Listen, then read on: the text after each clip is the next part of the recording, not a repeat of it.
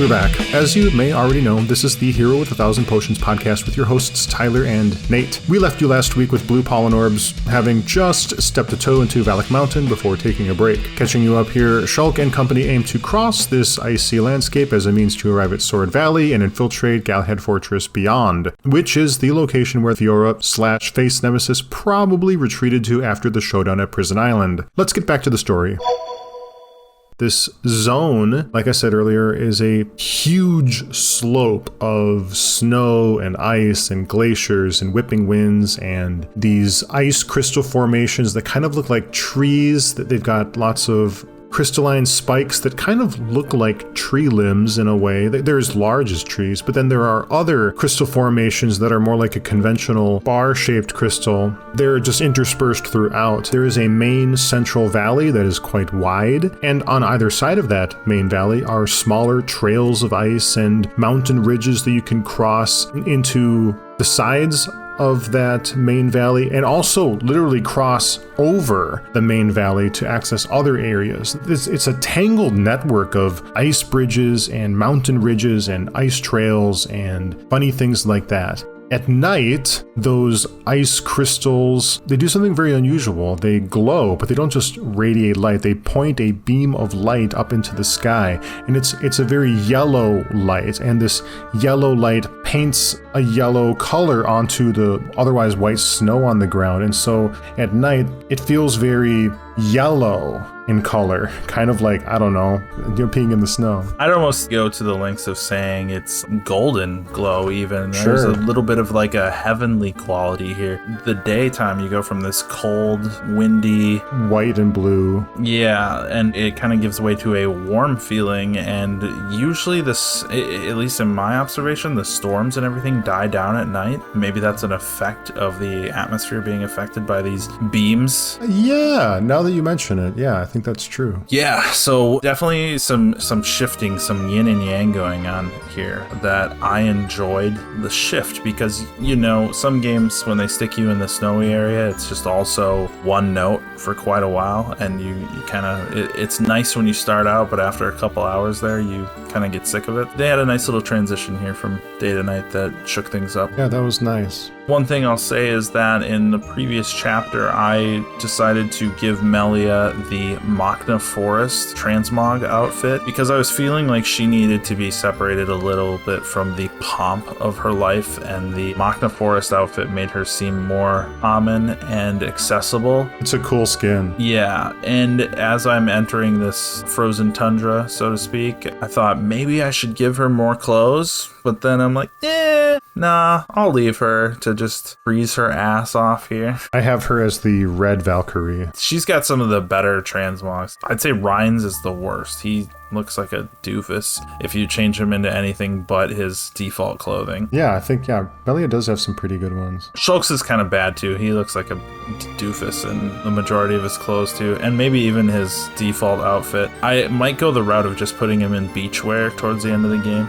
but we'll see. Our party doesn't wear very much apparel generally, and we're in this zone here. Ryan typically has bare shoulders. Melia typically has bare upper thighs and arms, I think. And yeah, they've got to be cold. They've got to be pretty cold. Darla typically has bare chested area for whatever reason. It's like, if you want to clothe her tough shit, you can't. So as is customary of arriving in a new zone, we have our Nopon greeting party awaiting us after the cutscenes. And like all of their diminutive cousins scattered about Bionis, they would like for us to distribute death to all living things. And I am the tool that will deliver that to the beings of Valak Mountain. I think in the cosmic balance of things, I'm leaning towards maybe the Nopon are agents of death itself. Nails easily driven into place by the hammer that is ourselves. Yes, exactly. And it's like, if they were little like imps or demon creatures, you'd question it, right? But because it's them,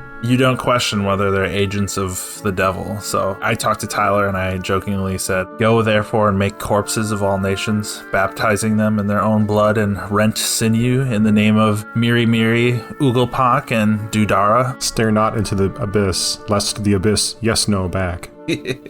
I love it. They have an excuse this time, though. So, I mean, yeah, they do issue the genocide quests, but a little bit later we run into other Nopons in what they're calling a Nopon village. It's just a bunch of Nopons standing around in a cave, not much of a village. They've gentrified genocide into, quote, ecological balance. This isn't murder. This isn't wholesale genocide of creatures. This is preserving ecological balance. It's different, Nate. It's different. I will accept that because they provide me with content. So here we are. So what kind of creatures do we run into here? Well, there's Moras. Those are the flying manta rays that we've seen in Prison Island. There are X, those zebra-like guys, but they're level 98 here, so stay away. There are reef nebulas. Why they're called reef nebulas when we were in a place that had reefs and those nebulas weren't called reef nebulas. I don't know why, but there are reef nebulas here. Senza Lexos, which are those flying blue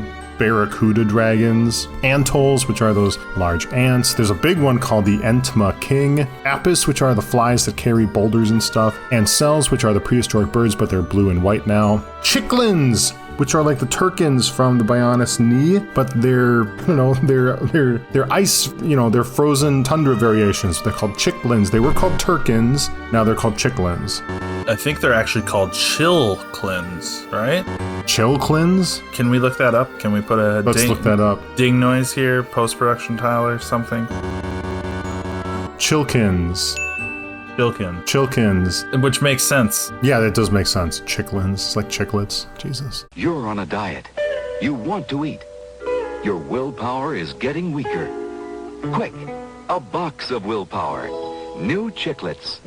Chiclets chewing gum. There are Costa Aries, which I'm going to describe as reindeer bears. Sierra Vangs, which are just bats. Porcu Hoxes. Noto Ferrises. Ferrises are, of course, those lion-like creatures. Conflagrant Rakesals, which was an elite barracuda dragon in the lava cave. Zepha Ories, which are, I'm just going to say, are snow rhinos. And this one, at the bottom of the zone, Nate, the Crowley Slobos, those big, tusked, purple Ganondorf / Final Fantasy Behemoth brutes with a white crystal cluster on its back. Those guys are pretty cool. Are they using the Orluga skeleton to walk about in the same manner? If that's true, I didn't pick up on it. Maybe, or maybe there's just a visual connection, but not actually reusing a modified Orluga model to achieve that goal there. By the way, about all of these creatures in this game have a 2-word name. There's no Rattata. Yeah, well, it begs the question, is my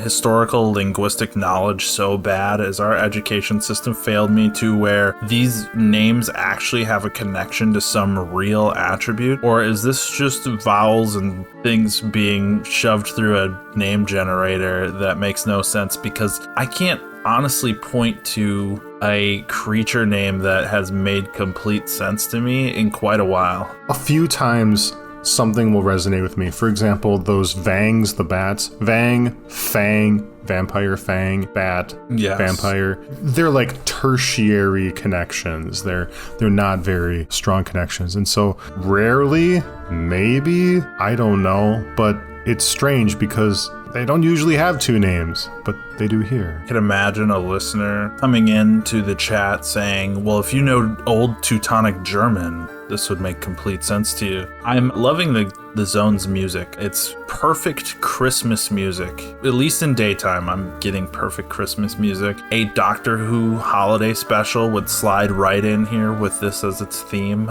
The familiar, calming English horn reminds me of Kingdom Hearts Traverse Town. It's wafted me back into that JRPG comfy listening space that I expect from Yoko Shimomura. It's very familiar, very comfy, very good.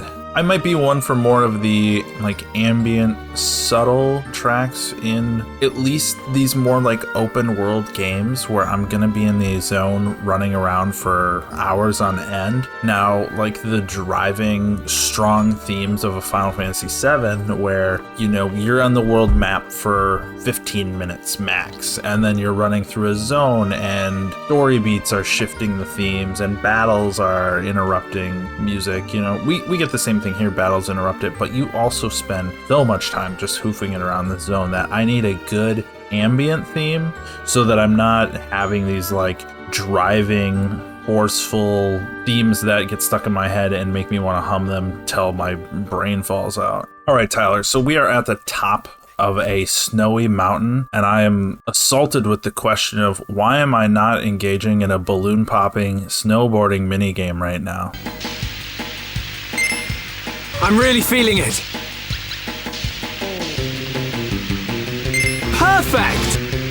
I've got a good feeling about this. How good are we? That's because Dixon isn't around to fashion you some Mechanis armor skis to help you shred down that white powder. Yes, it makes me think of how mourning the death of 90s cool, because I think about that all the time of how back in the 90s, everything had to be cool. You couldn't just have a snowy mountain. You had to snowboard down the snowy mountain, right? Everything was X Games. Everything had to have Tony Hawk's stamp of approval on it. Everything had to have attitude. You couldn't just eat a sugary snack. You had to be saying, fuck you, Mom, while you were eating that sugary snack. And even before Final Fantasy VII, we had Sonic the Hedgehog snowboarding down a mountain on an airplane door. You might be wondering, how do I know that Sonic was snowboarding down a icy mountain on an airplane door? It's because if you know about the history of Sonic 3 and Sonic and Knuckles, they were two games that used to be one giant game until they realized it was too big for a single cartridge. So they cut it into two. Originally, Carnival Knight's cannon was supposed to fire you up into the air, at which you would arrive at Flying Battery Zone. You would be specifically fired at that plane to assault Robotnik's Flying Fortress. And after destroying it, you would break out of it and use that airplane door to surf down the mountain below. Now, what we got in actual Sonic 3 was just that cannon from Carnival Night firing you off into a mountain, and you just serendipitously landing on a piece of metal that you could snowboard on for no reason. So, the more you know, Tyler. But we don't get to snowboard down the mountain just yet. We might have a little surprise coming for us later. Right, so we're going down the mountain. One of the things you pick up off the ground, like the little blue globes, is large handcuffs. Oh my god, I have a whole segment on this. Lay it on me, dude. Well, can we get there? I don't know where there is. I got a couple things to blow through here first. So one thing I noticed is if you check out Shulk, he is now wielding the Monado 2. Oh, really? In the inventory? Yeah, the Monado's been upgraded. It is officially listed as Monado 2. It has none of the original gems equipped, and I don't know if I'm ever getting that gem back. Did it have gems originally? Maybe not. Yeah, okay. I think so. It will just suffice to say it looks thicker. It looks a little bit more like a broadsword and less like, the original did look like a sword as well, but in that like Kingdom Hearts Keyblade kind of sense of like it does other stuff than just swording. But this just looks like a sword. I already said that I explored the whole map, or I had the goal of exploring the whole map. That was hard to do. This is not a very easy map to fill out. Yeah, and I find a lot of wet rats and ice monkeys in the process. Ice monkeys. Arctic monkeys. Yeah. The center of the zone, there's a mechanical looking spire called the Mechanis Wound. Its tip lodged in the land. Knowing what we know about the pain Bionis endures just by us building a house on a relatively harmless dirt plot, I'm kind of wondering what the hell this giant wound did to Bionis. Or, it might just be a toothpick in comparison to the big picture. Who knows? Maybe. We've also got that giant drill seemingly up Bionis' ass, so. I thought that once we found the Mechanis Wound, this skyscraper-sized techno-horror spike driven into the snow here, that we would have a cutscene about it, but nobody has anything to say about it. Now, I know I have a lot of guff about there being too many cutscenes, in chapters, but I thought we would, pause to marvel at this thing. The Mechanis Wound sounds like it has such like gravity to the mythology of this world that we live on, but we don't have anything to say about it. I found that a little surprising. The cutting room floor could definitely have a reel of our 8th repeated Xenovision and add in a scene with explaining some of these environmental elements a little bit more. I'd be okay with that. It's cool. We don't. It's just a waypoint. It's just a teleport location, but the Mechonis wound is pretty rad. We make our way about halfway down, somewhere in the vein of half. This zone has 2 layers to it, so about halfway down, I find the Jacked Geyser. No, wait, Jacked Geyser, Yacked Geyser. I'm going yacked because these guys have British/Australian accents, and that's kind of European, and kind of European accents make J's Y's. Definitely if they were Swedish or Nordic, we would change those J's to Y's. So yeah, I'm cool with yacked as well. So yacked. Exactly. The geyser is massive. It shoots maybe the entire height of the zone from where it sits about halfway down. Mm-hmm. I saw it fire off, so I swam to the center of the lake as my rumble pack, a shout out to StarFox64, informs me that shit's about to go down. I am shot thousands of feet into the air and fall rapidly into another pool of water where I am neither scalded into an unrecognizable mass of flesh by water temperatures capable of creating such a geyser, nor do my bones shatter on impact as I flop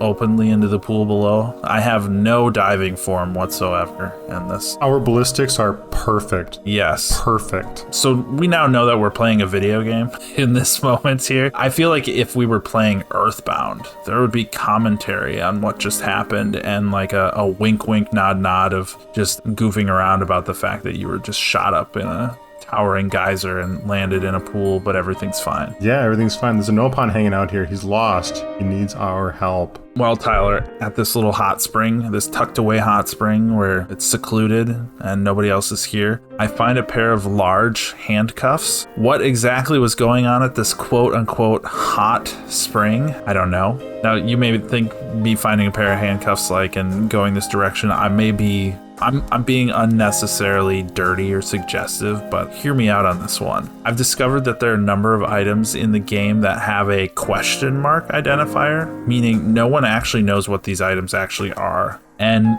they instead elect a party member to name them and identify their use. So in this case, the handcuffs, as they are labeled, are described in-game as furry green rings, and it says it didn't take long for Ryan to name these. He made the decision to call them handcuffs. Tyler, when are handcuffs furry and bright colors? They are furry and bright colors when your significant other goes to a passion party with an extra $50 in their pocket. Exactly. Ryan's also the one with the exclusive real men attire earnable in the Nopon world. Oh, so I'm assuming he's the one wearing the handcuffs in this scenario, because if anyone in the party would need them to be large, it's him. He is the largest person we have. So I'm going to take back what I said last chapter. I now don't know if Ryan or Riki fucks more. Yeah! You like that? Oh yeah, baby! Riki's so excited, gonna burst! Ryan does not fuck. I don't know. He's the one Ryan's got his V card. Okay. See, people like Ryan, they make crass sexual jokes to live in a sexual context, although they don't themselves have sexual experiences. Okay. I can see that. I can see where you're going with that. I did some experimentation to see if where I was going was in a certain vein of truth or not. So I have Charla gift the handcuffs to Ryan. Oh, wow. Only 1 heart is gained. If it was 3 or 4, I'd know something was up off screen. That would have been spectacular. Yeah, that would have been a nice little gem. I would have lost my shit if 4 hearts came up on that one.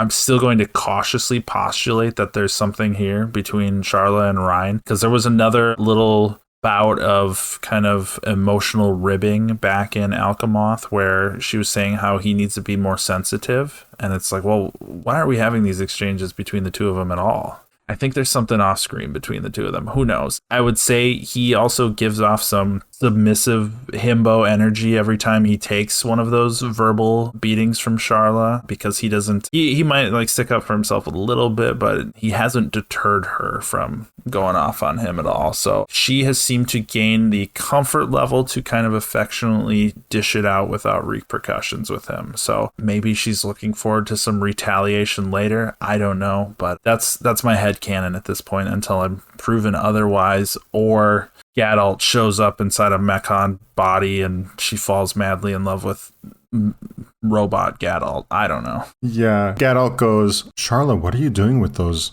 green furry rings? Exactly. And it just ends their relationship. It's like, it's not what it looks like. Yes, and we talked, like 10 chapters or 8, however long ago it was, we said because we didn't see Gadalt in a death cutscene, with everything we know now, he's most definitely inside a fucking Mechon Gundam. Yeah. We haven't checked in with him at all. So you found a Nopon up there. What did he want? I don't remember. Well, I know what he wants. I wrote it down. What do you want? So also up here is a starving Nopon who requests 3 Hox Flints, 2 Antil fire pouches, and 1 Ferris aged ale because he's hungry. I understand the food, but the ale? You need me to go get you alcohol, buddy? Come on, man. Shall I whip up a fine dessert while I'm at it up here in the middle of fucking nowhere, dude? Yes, you should. Or a greedy Nopon. Yes, I think he's a little bit out of his element. He should say, hey, just go get me 1 piece of meat, please, so I don't die. Not a full course meal, but maybe that's the Nopon way.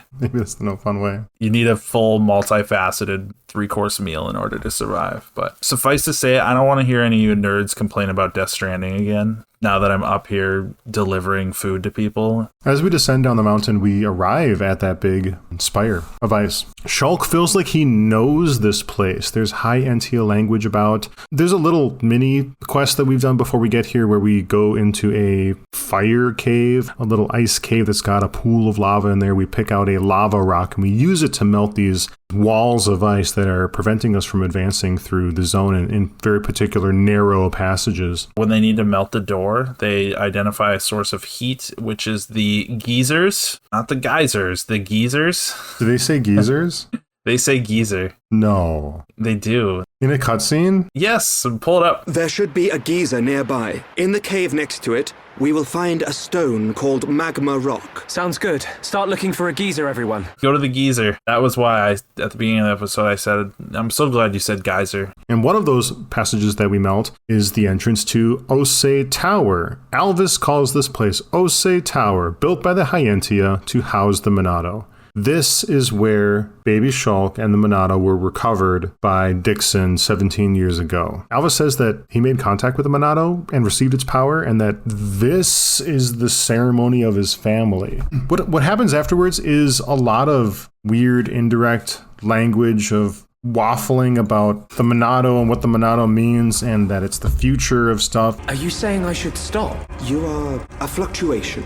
As a fluctuation, you exist outside the results of your predictions. The more you accept this existence, the more malleable the world becomes. And it's all very slow and profound, and everyone takes a break to listen to this stuff. And I feel like we can break it down, but this just feels like one out of a series of the same kind of conversations where we're just proselytizing about like this Xenoblade in Shulk's hands, where it's like, yeah, it controls everything. It controls the future. It manipulates the future, manipulates the present. It obeys the will of the master, although maybe the master is the sword. I'm getting tired of these scenes where we're explaining 1% more of the same story about the same sword. And we have one here. It's a really important place to be, this Osei Tower, but I'm just like bored of it. In my notes, I pretty much say the exact same thing. It's mostly things we already know or could probably deduce from what we do know. It's basically an entry from Xenogears Perfect Works, but sprinkled into the game again. Like, if you took a chapter from Perfect Works and chopped it up into 9 pieces so that you didn't have to have a 45-minute Monado cutscene, and you're like, it'd probably be better if we broke this up over 8 entries.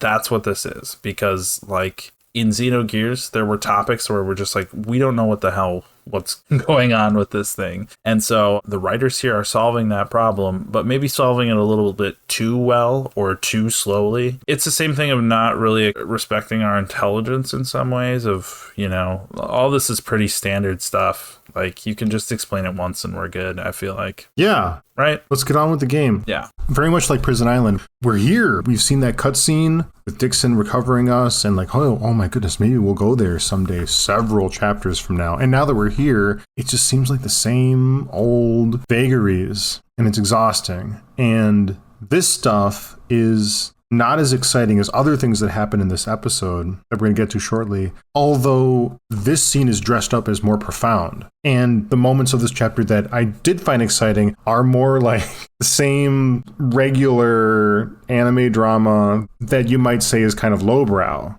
Definitely. Yeah, I'm right there with you. This is another example of, it adds to the saga of making a campfire and sleeping in places that we definitely shouldn't be doing that. I'm so glad you mentioned that. Yeah, it's our third or fourth entry into that, where this is dressed up as like, oh, we need to rest, we need to sleep. And then nobody is sleeping and they're spending the whole night in a cutscene. So it's like, guys, stop doing these. It's a wonder we didn't build a campfire in that conference room in the Hyentia capital. Do you guys have central air? No? Okay, well, I'm busting out a campfire. Dunban kind of is watching on, not exactly hidden, but like kind of looks like they're suggesting he's hidden because he's looking like concerned and contemplative as he listens to Alvis talk about the Monado over and over. But he's not sad. Just concerned, no sad. Exactly. Now that I have the newfound ability to melt the ice, it is time for some X Games shit in this zone. This is more hardcore than anything you've ever seen on X Games, though, because instead of skis, boards, sleds, we are going to run full speed on ice and have it just turn us into superhuman speed demons. No slipping, no sense, just pure speed. And I find a steep, icy hill, and I run full speed down it. As I near the curved jump at the end, I hit the jump button, and I'm fired across the entire width of the zone at neck-breaking speeds, straight into a rock wall. I immediately grab that rock wall as Dunban, the man with one arm, and begin to scale a cold, icy cliff face with a single hand. Did you do that? No. You must have missed that area. You had to go back and melt the ice paths from the beginning. I walked the shit out of that zone. I didn't do anything like that. Oh, fuck, this is tip jar. Double tip jar. Yeah, hopefully your next chapter, they'll let you do some backtracking. Well, they always let you do some backtracking, so you're good there. But at the end of that jump, secret area awaits me called the Three Sage Summit. Not sure who the three sages are, but there are three massive giant creatures roaming here. They are the three Glorious Lobos. Glorious Lobos, band name. Yep, but one is bigger than the others, and he is an elite, and his name is... I can't even read this without laughing. His name is Final Marcus. No, really? Yes. I don't think I found this place. Final Marcus? I don't remember that. You had to do the X Games shit to get up here. Oh, shoot. He is level 100 and spiked, and I'm not even going to bother dying to him. Whoa. My question is, does the final in his name mean that he's like the Omega weapon of the game? Maybe. We're probably far enough along to run into something like that. Yep. And at the rear, there is an ancient giant's door, and it's sealed. I am unable to enter. So, theory time here. We met a giant. We met Zanza, right? Blue skin, red eyes, and now we're in this area where there's an ancient giant's door. Is there a whole race of giants native to Bionis that we have yet to meet except for one? That would be awesome. I don't know why they'd be behind a frozen. Well, that's the thing, though. In Nordic lore, you have the frost giants, which in modern portrayals, if you watch the Thor movies or you play World of Warcraft, the frost giants are given blue skin. And I don't know if that's actually indicative of the lore of them, even in old school Nordic shit, but I'm seeing a connection here. Alternatively, because this is a Three Sage Summit, there's a small chance that Ganondorf is also back there, sealed behind that door, but we'll have to save that for later. Maybe when I beat Final Marcus and get his key, But instead I have to settle for the wet rats and rumble packs that decorate my descent as I jump down from a big icy slide. That's awesome. I did not run into them. I guess that means I didn't fill out the map. Interesting. Yeah, I'll encourage you. There are areas that you can access by melting more ice walls. I melted a few. I melted one to get to an ore vein, but it didn't melt one to get to that sort of speed mechanic. There's a giant ice slide. You'll love it. It's tons of fun. No, I went through a giant ice slide. And you had to jump over a chasm like once or twice? Did you so you go full speed? Did you hit jump at the very end? Because if you do, you'll have enough distance for whoever you're playing as. For me, it was Dunban. He actually grabbed onto the other side. There was a ledge through the giant slide. You were saying you went all the way across the zone doing it. Yeah, like when I did it, I was looping around the no pond, the quote unquote no pond village area, like those interior tubes, the hollow bone area. Okay. We'll have to crack this open and maybe investigate as we do a little bit of backtracking here. Yeah. All right. Well, regardless, I have more map unlocking to do. For sure. When we get to I'll just say the bottom of the zone, it kind of spreads out into this snowy plain. It's not very vertical anymore. It kind of flattens out. And a Mechon jets across the sky. It's Nemesis Face. She lands next to a big black spire in the glacier. And it's Fiora. She opens up the cockpit and she reveals her Homness. And she says, "Young heirs of the Monado, we meet again." And then Shulk acknowledges her and Fiora starts kind of reckoning with herself. So Fiora, is that my name? Then you know this body? It's strange that she would call herself this body. She's, this is the soul transfer, right? She's disassociated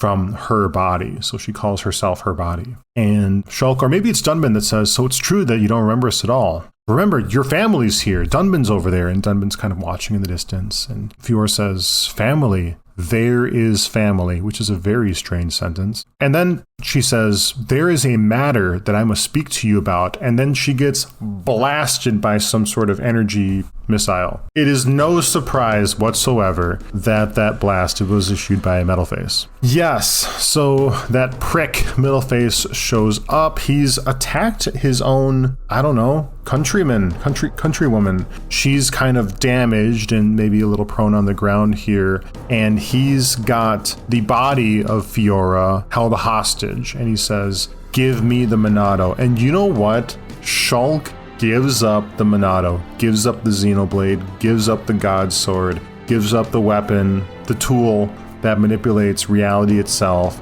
to save his goddamn girlfriend. Swear jar. Fuck it. Swear jar. I just have to ask myself, what the WTF? You're the Monado boy. Don't give up the Monado. Yeah, you're the Monado boy.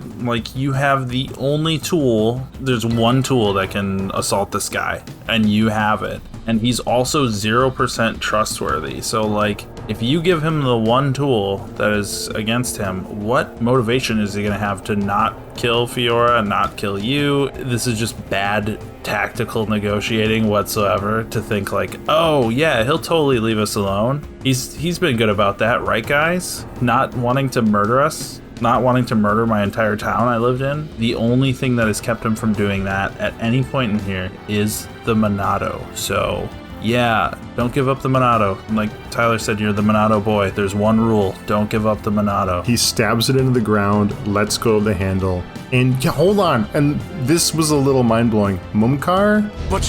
How's it going, Dunban? Steps out of his frame and starts walking with his Hom legs in the snow to pick out the Monado, which totally revolutionized my understanding of this whole soul transfer. Mechon eating Homs and then assimilating them. I thought they were, and you said this earlier, in a catatonic state inside of the frame to harness some sort of beneficial quality about a Homs in the suit. But now he's just the soul transfer process is just mind control now. It doesn't seem like this sort of actualization to become like part of the antagonist party. They just, if he's walking around and he's got his own moves and his own attacks and his own skills and his own voice and opinions, and he can just jump in and out of that frame as he pleases, that fundamentally violates my understanding of what the Mechon, or what the faced Mechon army sort of looks like from the beginning of the game, like all the way back to the beginning. That was just, I mean, Fiora doing the thing that she was doing at the end of the previous chapter was one thing, but this was different. Definitely, I think that it's a complete recontextualization of what a Mechon even is for me, and it's raised so many more questions too, maybe in good ways too, because I was kind of bored with Metalface as the character we kind of understood him. And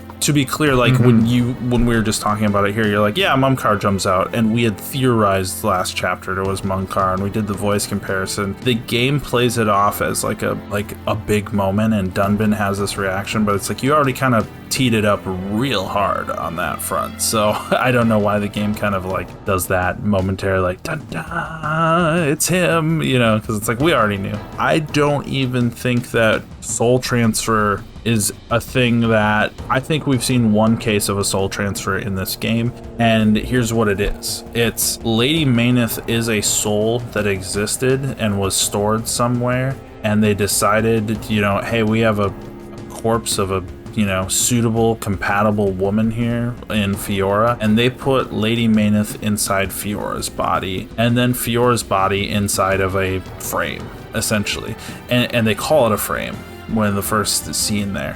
So Mumkar does not suffer any amnesia. He's in full awareness of his motivations, his past life, his hatreds, or whatever. He suffers none of the like questions or side effects of the way Fiora is, or Lady Mayneth, or whatever, you know, like, oh, there's a family? What? Who's Shulk? Oh my god. Like, Mumkar is in 100% possession of Mumkar, and he makes that completely clear in his following speeches that, you know, when Dunban's like, why'd you do it? Mumkar just tells us, because he's just him. There is no soul transfer, in my opinion, when it comes to Mumkar. He's a dude with metal plating that can pilot a Mechon ship. Good enough for me. At this point, good enough for me. Yeah, so he hops out, grabs the Monado, and kind of gives us his little speech on his motivations here. I don't know. I don't really buy it, but it is what it is. He says he always wanted to be the hero, and he hated that Dunban was the hero. And so it begs the question, like, dude, do you know what a hero actually is? Because you don't just, like, it's not like a job.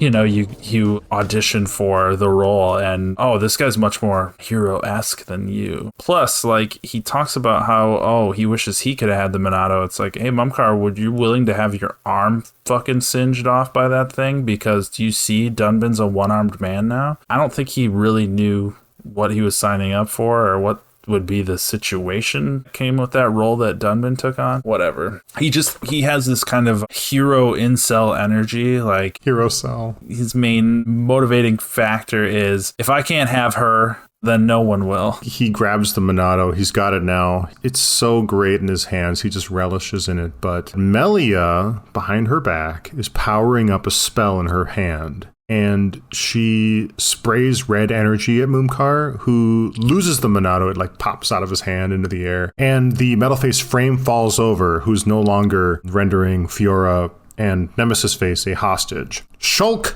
has the Monado now. He lost it for all of 45 seconds. And Mumkar draws these red claws from his wrists. So they're like Wolverines, but they're energy, not blades, and they're red. It's a pretty cool effect, honestly. It's just video game awesomeness. It's nerdtastic and violent. We fight him. We have a boss battle with Metalface, but it's not really Metalface anymore. We're fighting Mumkar in his Homs format. And during this whole exchange, he is able to keep Fiora and Nemesis Face in place, because he can also remotely control Metalface, the suit. So it kind of begs the question, like, hey, we're kicking your ass here. Wouldn't you summon the suit to help out? But he's grossly outnumbered in his Homs form. Like, how strong can he really be without it? Like, wasn't the whole point? You're so much stronger with the frame, but he elects not to for I don't know why. I guess it's dramatic and character reveal-y, but that's what we have here. He does say that he loves his new body. So And like you said, it's pretty cool looking. It's definitely got some great design to it. Makes me think of how in the transmog window, you can actually, is it M1000 or M100 gear or whatever? M100. Yeah, you can give other people robot parts. So maybe that's what he's got. It's like the Mechon 100 armor set. But again, that's like some of your party members, it's like, hey, your real legs would not fit inside those legs, so did you just get amputations to have this thing equipped or what? So I'm guessing there's no like going back. There's no like taking the armor off. Mumkar's body is permanently like that. Mumkar does have some interesting skills. He's got this like Hadouken ability where he slashes his claws together and a chevron of red passes forward through it. I thought that was pretty neat, but for the most part, we just kind of spank him, frankly. Afterwards, we have a scene in which Dunban and Mumkar are 1v1ing each other.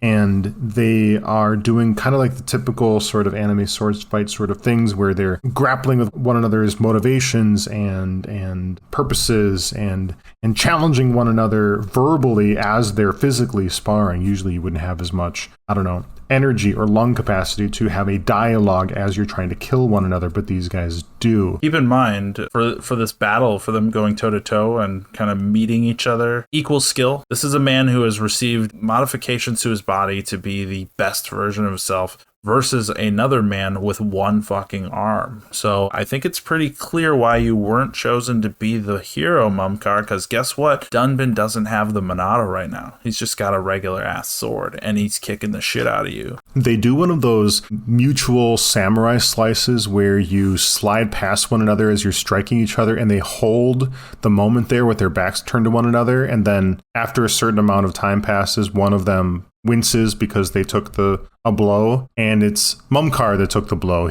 Dunban has injured Mumkar's arm, but he still says, "Get on your knees and worship me," in his awful voice. Vance, you'll never win! Get on your knees and worship me! Never. I will strike you down and all that you have become, you wretched fool. The Monado will stop you, and then you will know the shame of all that you have done, traitor!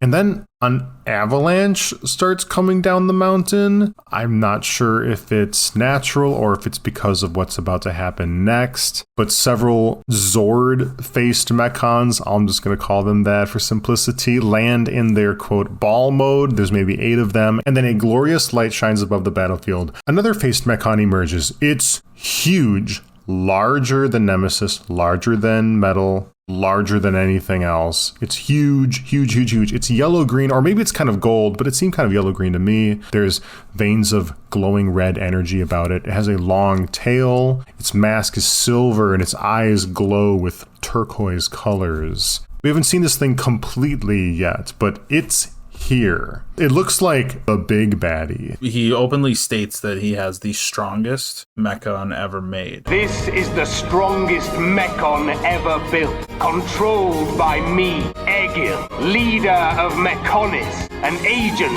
of Mayneth. Leader of Mechonis! I don't know, maybe I need to rewatch the scene. He doesn't say he is the strongest mechon alive. He says that this suit is the strongest mechon made, right? Ever built was, I think, the vocabulary. Yeah, so again, we're breaking down this dichotomy of what a mechon even is right now. So I 100% think that there's another modified Homs or something inside that thing. Maybe something more ancient than Homs. Definitely. Whatever. And that Egil he's the Mechonis' leader. Yeah. And that he's got the best mechon. He's got the shiniest mechon. It's got all sorts of things going on. Looks like it could tail swipe you. He frees the world of the tyranny of Bionis. Yeah. We've heard that from other characters too. We've heard that from Zanza too. Like Zanza says that he fights for the world. He doesn't fight for Bionis per se, right? Mm-hmm. Again, we've got this idea that maybe Bionis sucks. I don't know. Yeah, and Egil, did we get a name for his mechon?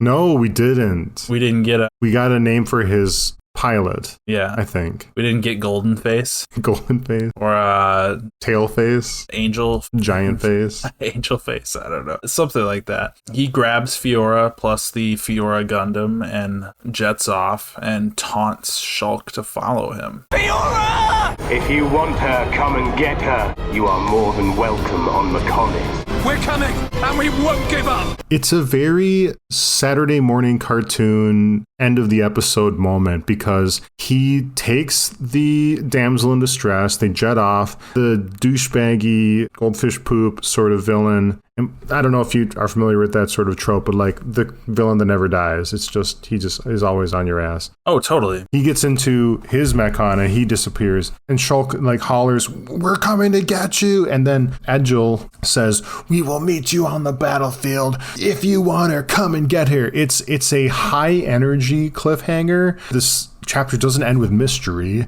It doesn't end with these big questions or even a sad sort of note. It ends with this like high energy, like stay tuned next week, same bat time, same bat channel sort of enthusiasm. Don't miss the next episode. Same bat time, same bat channel. That I don't think we've really even seen very much in this game so far. It just seemed very like Power Rangers will be back next week. Let's do this. Oh yeah, I'm glad you said Power Rangers because the exact example I was thinking of is... Really? Yeah, the exact example I was thinking of is Lord Zed, right? One of the most threatening, menacing looking bad guys ever created. He's got no skin. He's got this like toothed mask, sharp lines, tubes with like blood pumping through them, a giant metal staff with a Z on the top. You think that he could absolutely just completely fuck shit up, right? And he almost never does anything physical in the entire show. He just sits in his tower and throws monsters down, which is par for the course. But, you know, you think if he really wanted to get something done, he'd just get in there and start beating ass. And before him, you had Rita Repulsa. She was a witch. So you kind of understood, like, witches don't fight. Witches do creepy magic shit to kind of screw with you and, like, manipulate things. But when Lord Zed showed up, you're just like, he's going to kick ass. And he never kicked any ass whatsoever, so... Oh, Lord Zed, give me another chance! I will not fail again! Quiet! Those Power Rangers are nothing but mere infants! You were defeated by children! My big question here is, are we going to get any giant robots, or are we just going to be hacking away at these things' feet the entire game? Because... I don't think so.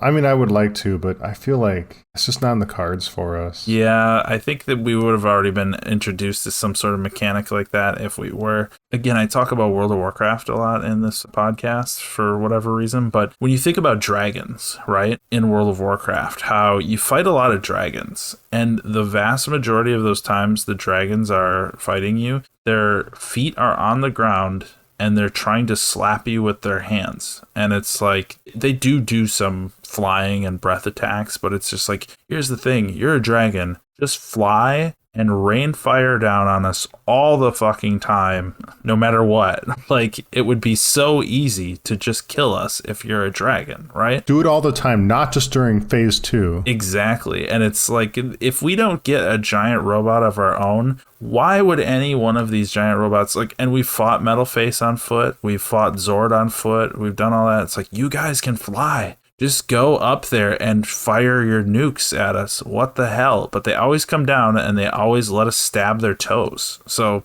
I'm just like, I don't know. It's a little bit disappointing. And this was a problem that they solved with a little game called Xenogears. So we'll see. We'll see if I get my robot. That would be cool. And the game has transitioned to a place where I believe that that's possible now, because they just told us that the Mechon are just frames. They're frames for humans. It sure looks like it now. What's your feeling about Mumcar being Metal Face? How do you... You know what? I've been holding this back for a while, but I accidentally spoiled that for myself. There have been 2 vectors of spoilers for myself as we've been doing this series. One of them, if you remember when I was complimenting Mysterious Face's voice actor, I went to the wiki and I looked it up, but I also ended up kind of looking at Metal Face, and the first paragraph just spoils everything, and I ended up seeing that it was Mumkar. So I knew it was Mumkar for a little while. Okay. The second vector of spoilers for myself has been the soundtrack, because I have the soundtrack for the game as a means to create music for our episodes, and the titles, not very many, only a couple of them, but the titles of some of the music files have spoilers in them. That sucks. That's pretty disappointing. But they're more vague than accidentally glancing at a paragraph. They're just song titles. And so between the two, I didn't know that Mumkar was around the corner, but how do I feel about it? I guess it makes sense. It's poetic for Dunban. You know,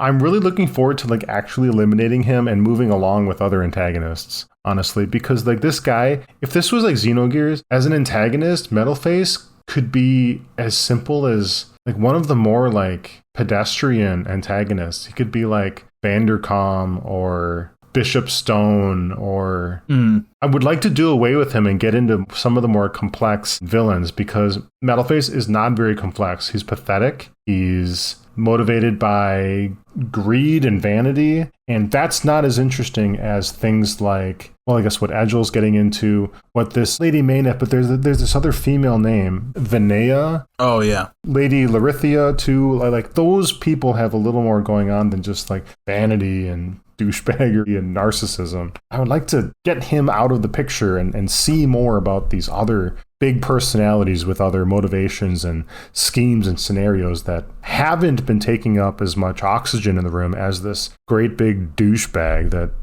called Metalface. Definitely. Like your comparison to Gears works, because like Vandercom, you kill him pretty closely to after finding out about him or meeting him. You know, doesn't he invade the Yggdrasil? Not exactly. Or where does he invade? Let me think.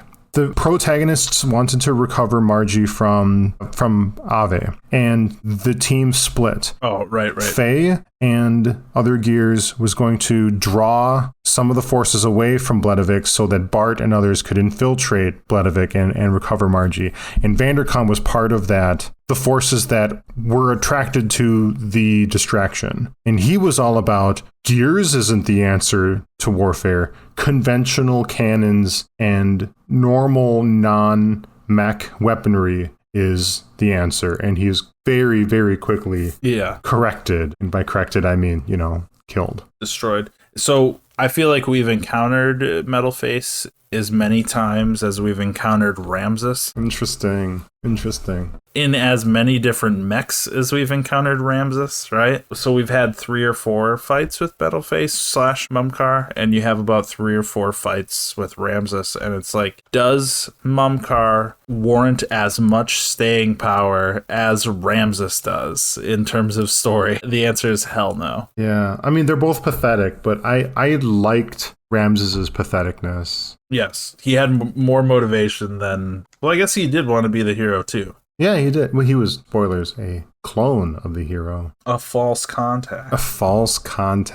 Well, and I'll just say for listeners, too, Tyler does a majority of the editing of the episodes, and he employs a lot of tools to do that editing. So, like, we are trying our absolute best to just keep this fresh and fun, and it probably shows, because we probably say a lot of dumb stuff or like things that wouldn't make sense if we did know the entire story. So don't hold it against him that he saw some Mumkar spoilers, because honestly, who gives a shit? It's Mumkar. We don't care. It's funny, like faulting the spoil for being a shitty spoiler. That's funny. Yeah, I'm still going with, if it turns out that Bionis's dad is just a giant Nopon, then you can say that if that actually comes true in my predictions, then you can say that I'm totally cheating. And I read it ahead of time. That would be amazing. It's like the Nopon can get really large, like Choo Choo, but what if they can get really, really, really large, and then they lose their round shape and they take on the form of Bionis? Or they become a third Titan. Yes, exactly. Yeah, that's the setting of Xenoblade 4, by the way. A giant Nopon. It's just a planet. Whoa, hold on. The planet that Bionis and Mechonis are standing on is just a big-ass Nopon. Holy that is some galaxy brain stuff right there. A wet one. Yeah, a wet, oceanic Nopon. He's got some swamp ass. Swear jar. Ass counts as swear jar? Really? I don't know. Probably not. We haven't defined the rules very well. Maybe in evangelical country, you could make that case.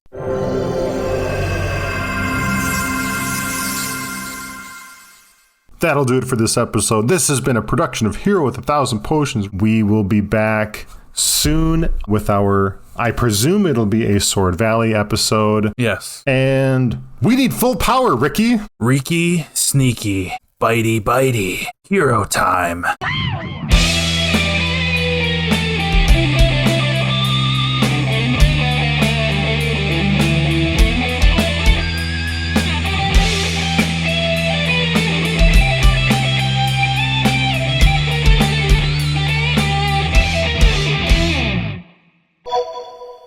Swear jar final count.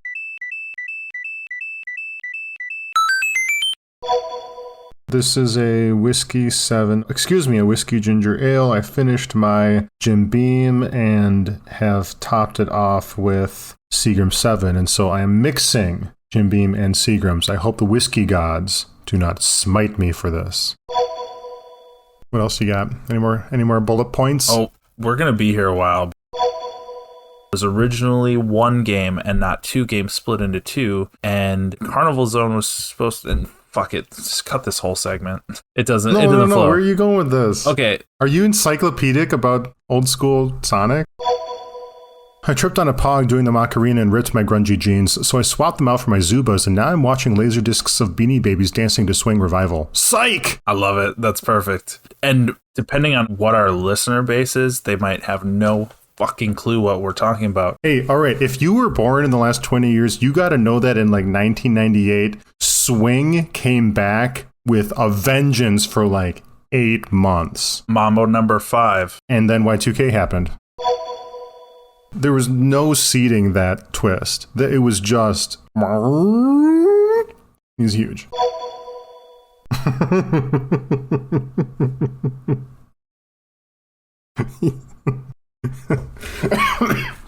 You doing okay back there? Well, it's funny. Yeah, I'm doing good. It's funny. Your laughs are not registering, so I don't know if that's really? intentional. Oh, yeah. No, I'm laughing. Yeah. Okay, they probably will on your side. They're not registering on Discord. Dude, I'm giggling the shit out of these episodes. Ricky is Heropon, so feel no fear. Leave it to Heropon. Super fast dash. Nice. Ricky can win by himself. Yeah, very good.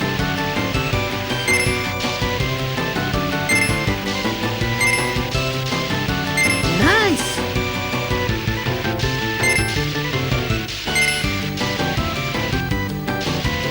Ricky do better than anyone.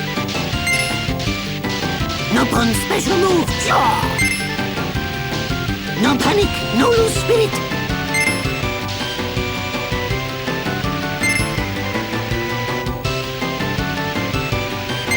Ricky having lots of fun.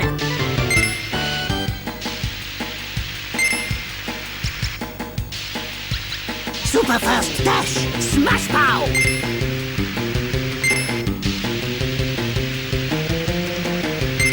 Ricky, no give up. Ready, steady. Nice.